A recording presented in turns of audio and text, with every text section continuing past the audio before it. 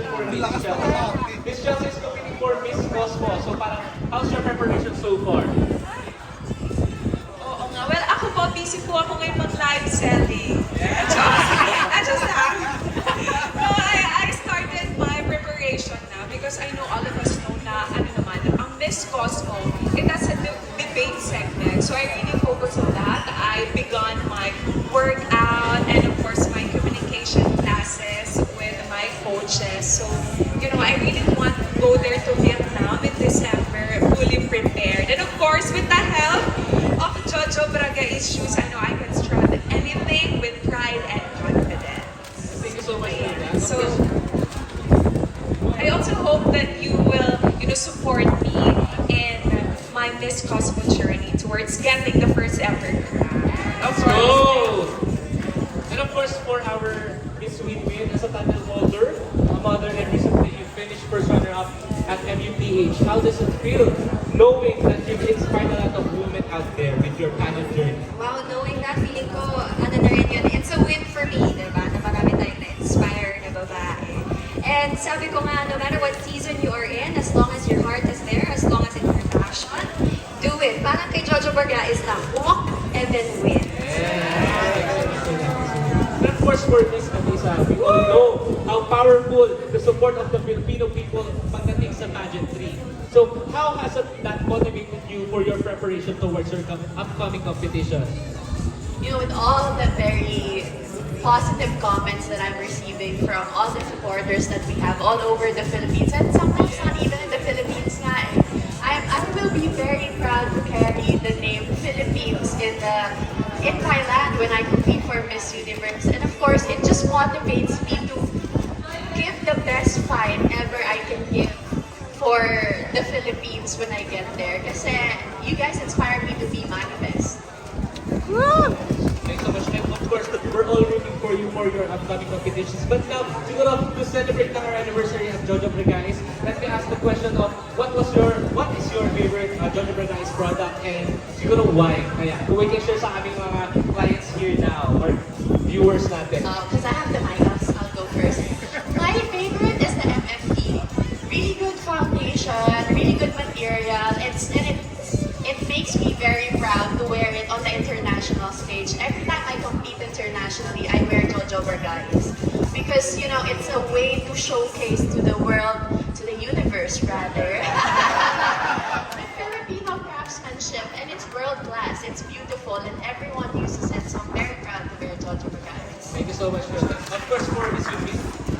Sa akin naman, Maxine is my favorite. I used that back when I competed in Bolivia, here also in the Philippines.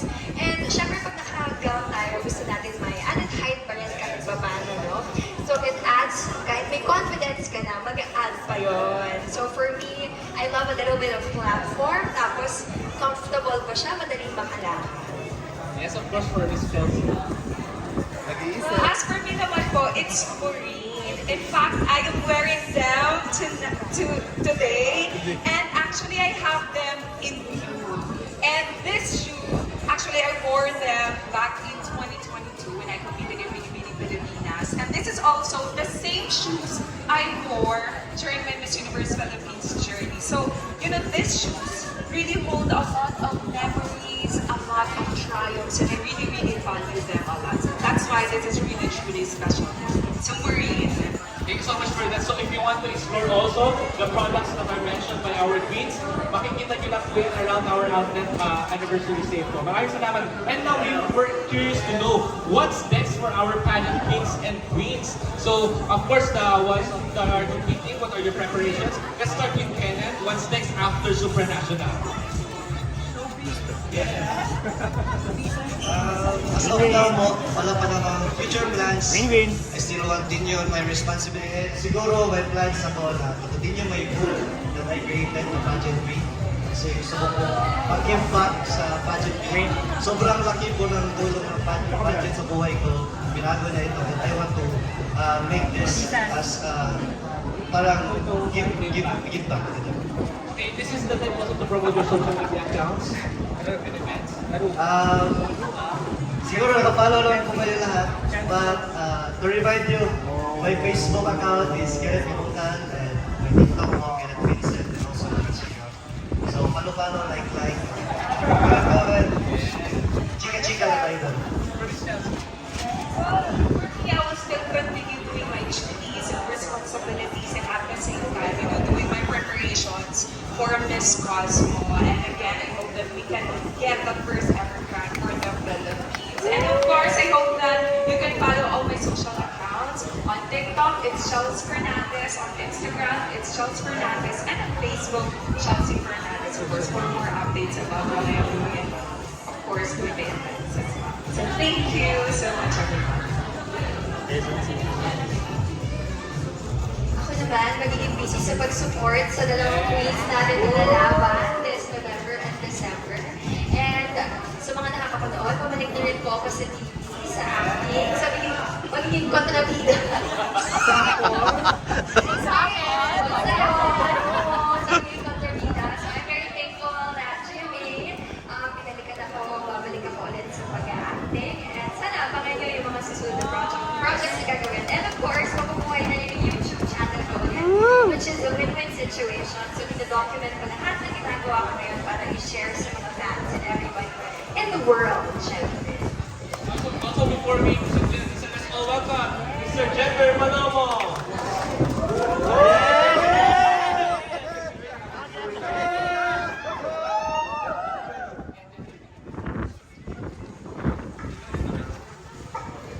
Good afternoon, everyone. I know I'm a bit late, but I was hoping I was worth the wait.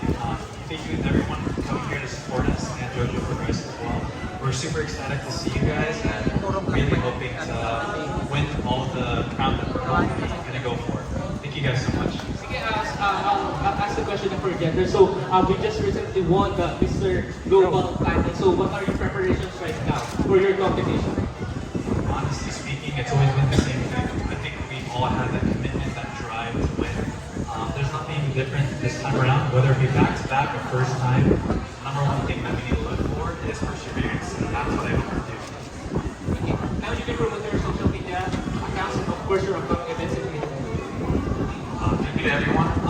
You guys can follow me at Jethro Plum. That's JETHRPALOMO. Thank you guys so much for the support, and I'm hoping you guys just support me and everyone here.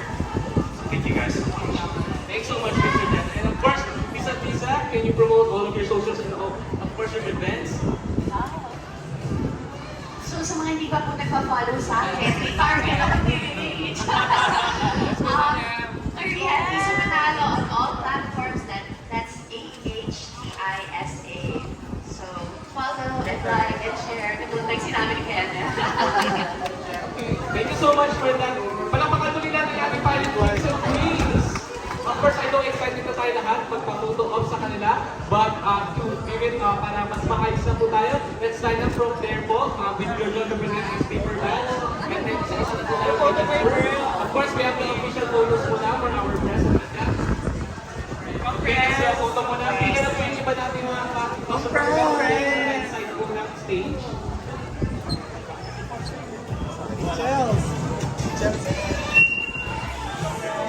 Center complex. You're right. Chelsea at Lisa win! Hello! Hello! Walk and win!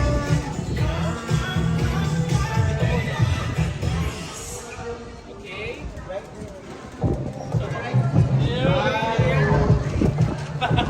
Here. One more. Okay, so much. Ayun naman. Cheers mo na. Okay, left or right? From here pa gano'n. Yan. Smile! Kaway-kaway!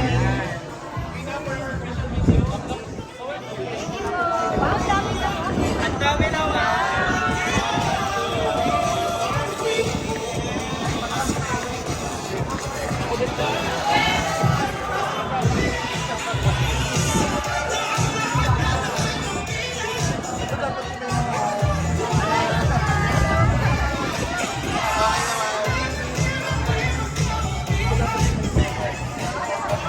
Isang portrait, isang landscape.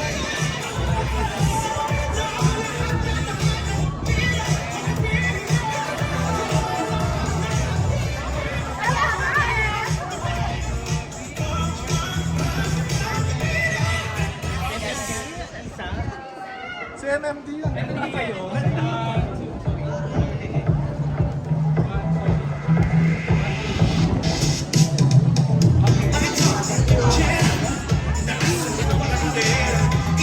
Great! Great! I miss you, girl. Sorry. Sige po, let's start.